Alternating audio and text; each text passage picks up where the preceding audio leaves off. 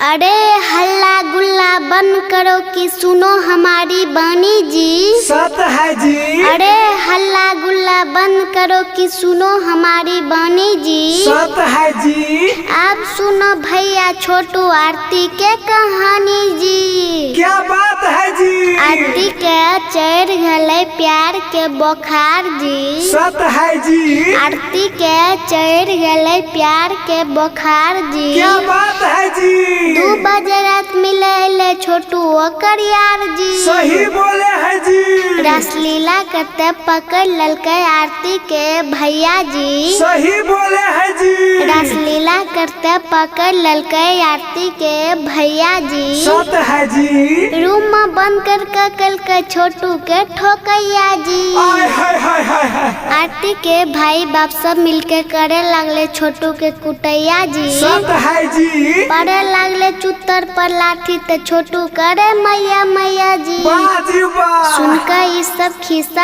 हमरा माथा भेल गरम जी। सत है जी। सुनकर ये सब खिस्सा हमरा माथा भेल गरम जी। सत है जी। खलकड़ी छोड़ी सबके कहते बताब हम खेल जी। क्या बात है जी। महीना भर में ऐसन छोड़ी बदल दल के यार जी। सत है जी। महीना भर में ऐसन छोड़ी बदल दल के यार जी। क्या बात है जी। बदल जाए छे ऐसन जैसन नीतीश जी के सरकार जी। सही बोले है जी। हमर गुरु ज्ञान के छोटा ऐसन बनी कलयुग के छोड़ी के सुना कहानी बोला हाय रे हाय रे हाय। सारा रा जोगी जी सारा रा सारा रा।